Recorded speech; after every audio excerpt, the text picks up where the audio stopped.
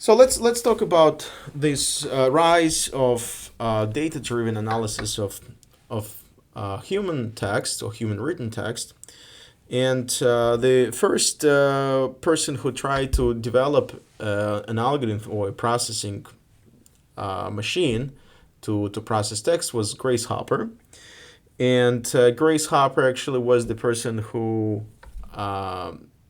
was behind the what is called computer compilers now. So you basically take a computer code and you translate it into computer commands.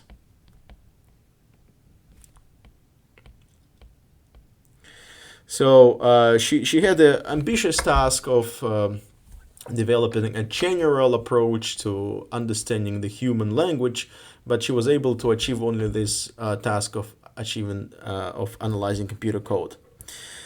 And since then, essentially, this task of going from computer code to computer command is a set of rules which tells you how each word has to be interpreted as a computer command.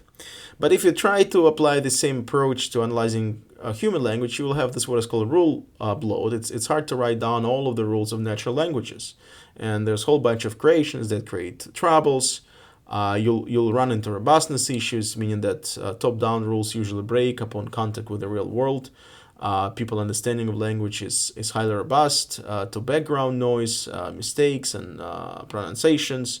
For example, person like me who has a heavy accent, naive machine learning algorithm will have a hard time understanding that.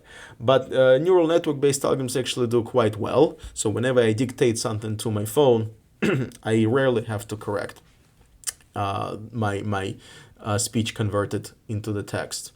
And of course, there's problem of ambiguity. Language is full of ambiguities, homophones, and syntactic ambiguity. All right.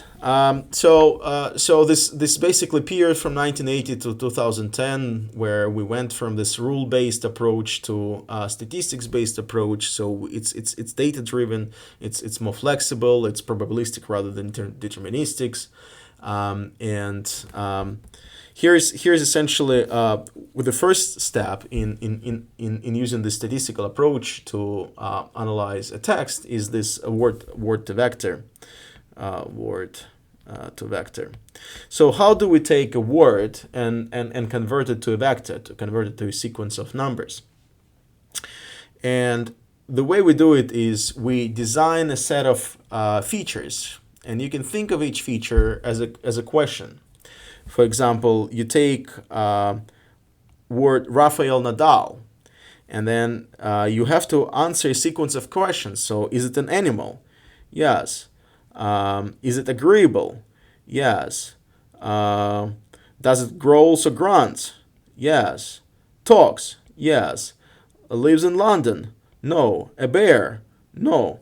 So once you answered this set of questions, then the answers to those questions essentially become a description of the word. So instead of working with words themselves, you work with description of those words. And the description is represented as a vector. And in this case, each entry in the vector is 0, 1, positive or negative answer to a specific question about this word.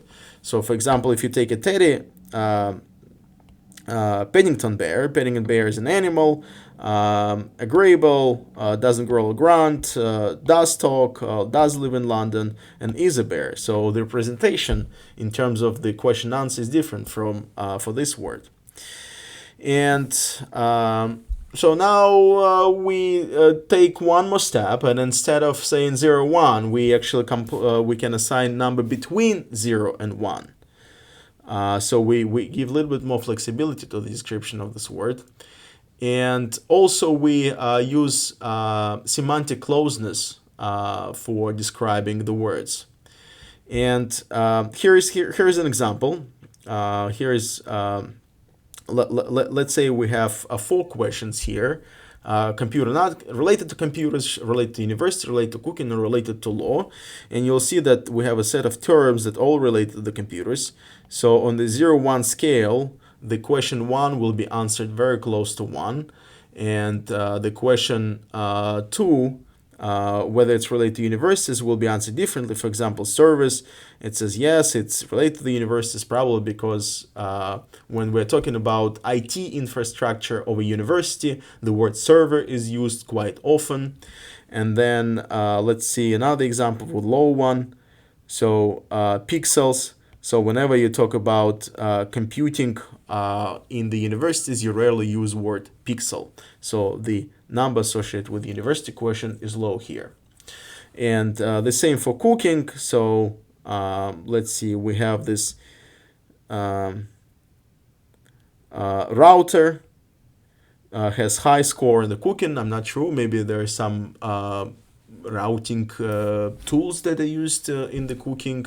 But the word firewall, for example, has a high score on the cooking question, probably because of the firewall used in the ovens. Okay, and then you can see that we have the word set of words associated with universities.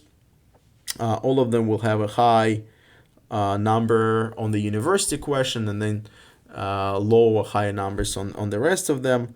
And so let's look at the high examples here. So this one, the law is associated with word faculty. Probably because there is a law school, and whenever you have a description of a university, you will be talking about law faculty. So word law is used with word faculty. And then let's look at example of a low score. So let's say cooking. So cooking and undergraduate has a low correlation, but cooking and committee, for whatever reason, has high correlation. Actually, so sometimes you cannot really explain those things.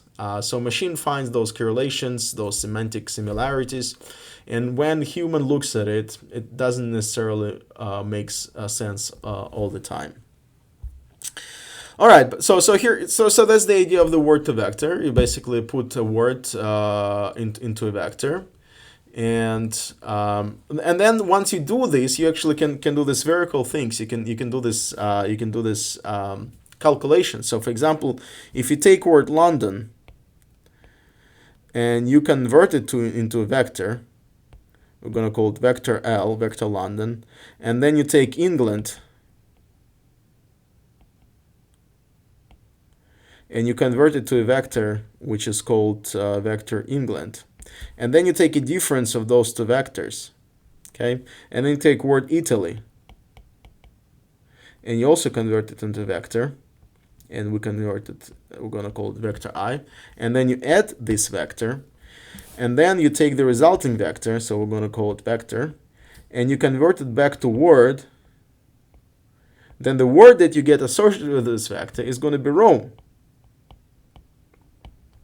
So that's how the semantic similarities will be captured by this word to vector mapping.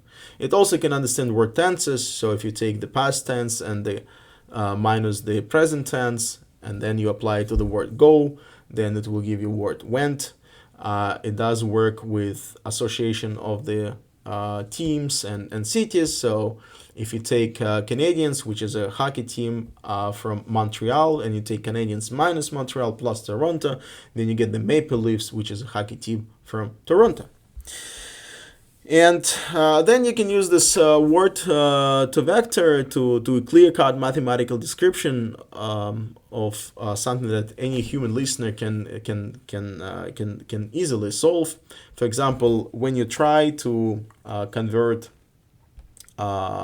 speech into text, and let's say how lively it seems like a and smells like and then you hear the next word and you're not sure whether it's rose or rose, and then you know that the word rose is more likely to appear in this context. Word to vector will tell you that the word rose is more likely to be associated with word smells, and so when it tries to fill in the word associated with the pronunciation of this word, it's more likely to use rose rather than rose.